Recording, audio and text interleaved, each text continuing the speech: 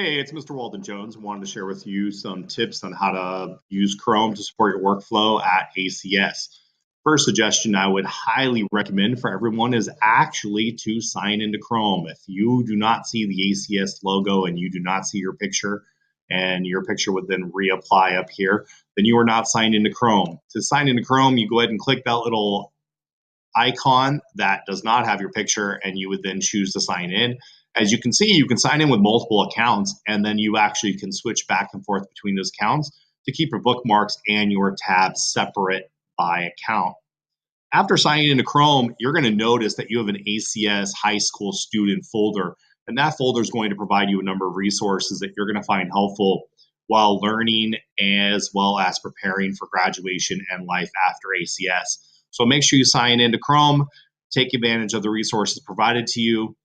Another couple advantages that signing in is going to allow you is first, it's going to allow you to create your own folders and create your own folders and folders. And then it's going to allow you to bookmark websites and then organize those bookmarks into those folders. So you don't have to search over and over and over again for the same resources. You can simply just use your folders, use your bookmarks, and then find resources quickly. Besides folders, bookmarks, and signing in, another quick tip is try to pin your tabs. As you can see, 3 tabs are small and 3 tabs are big. These 3 tabs are pinned. If you right mouse click, you can unpin or pin a tab. If you pin a tab and you close your browser, then in the end, when you reopen your browser, since you are signed in and since you have pinned those tabs will actually stay where they're at. The other nice part is actually it makes them smaller and it gets them out of the way to allow you to focus on other sources or other tabs within your browser. And so it shows you the icon, and if you hover, it shows you the name of what that website is, but pinning it actually moves it to the left, moves it out of the way, and assists you in organizing the number of tabs you have open on your browser.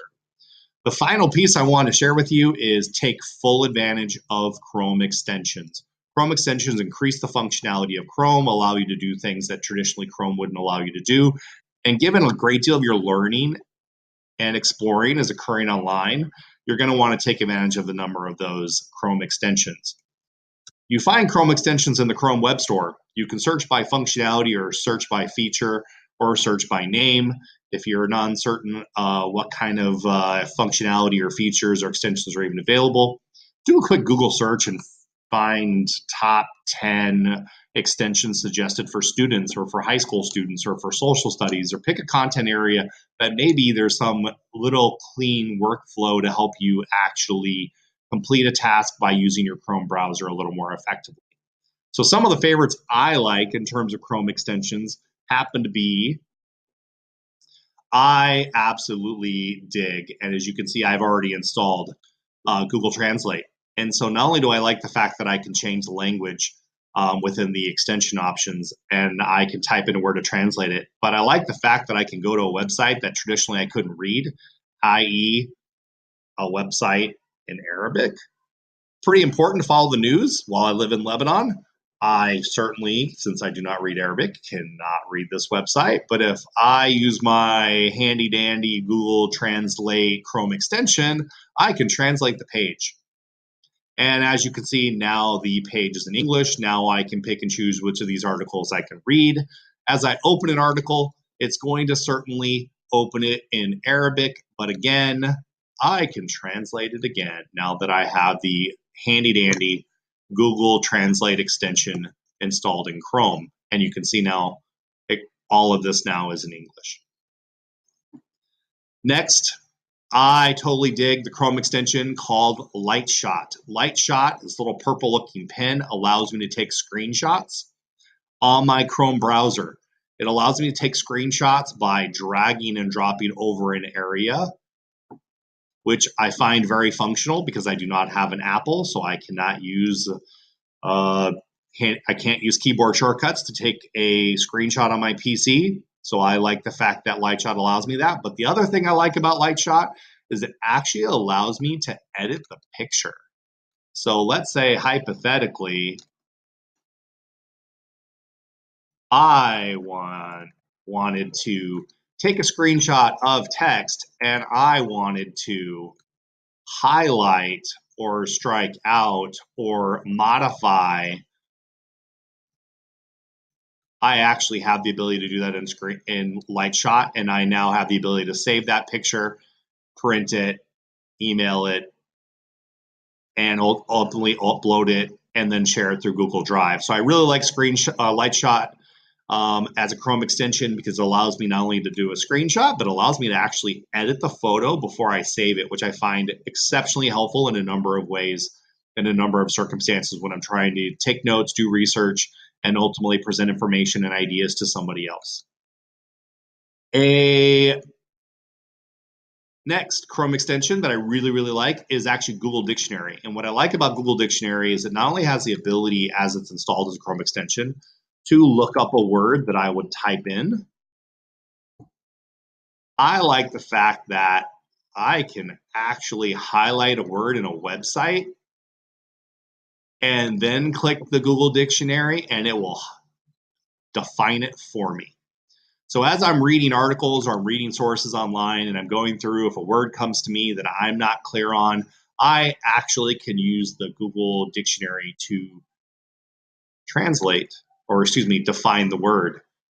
And so again, I highlight it, click Google Dictionary, and bam, there is my definition using the Google Dictionary Chrome extension. The next extension I really like, I'll go ahead and stay on the same website, is I read news quite a bit. And one thing I dislike about reading news is I dislike all the ads that they embed. And so I have an embedded ad here that's quite distracting to my ability to read this article.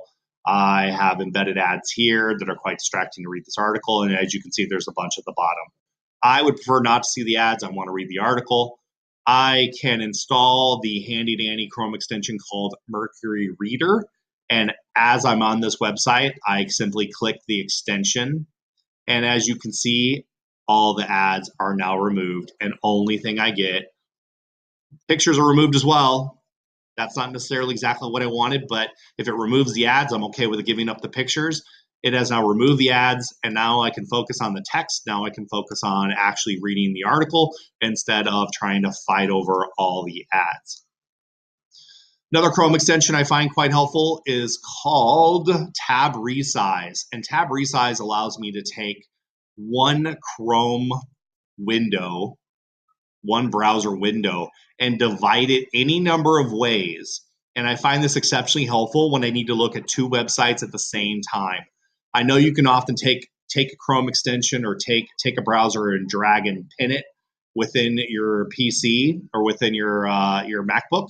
But I find this to be exceptionally helpful because I have ways of pinning that may not be available to me on my PC, and I can customize. And so if I need to look at two websites simultaneously to do research or to compare and contrast or to potentially draw connections between the two of them, I can actually separate my windows and I can drag and drop tabs from one Chrome window to the other so I can then see both simultaneously.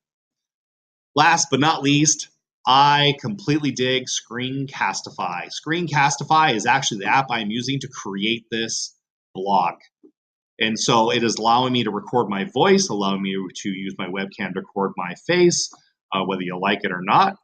And it's allowing me to actually do a screen recording. If you have any questions, you need help, you have questions of how to install these Chrome extensions, please come by my office. Again, I'm in BD 224. You can email me. You will have a copy of that email when I email the blog is posted. And on the blog, if you have a Chrome extension that you really like, consider adding it as a comment so other people can consider adding it themselves. I certainly didn't cover all the different apps, all the Chrome extensions that would provide additional functionality. If you've got a special one you really like that you would highly suggest that I haven't covered, consider putting it as a comment on the blog. Take care. Bye-bye.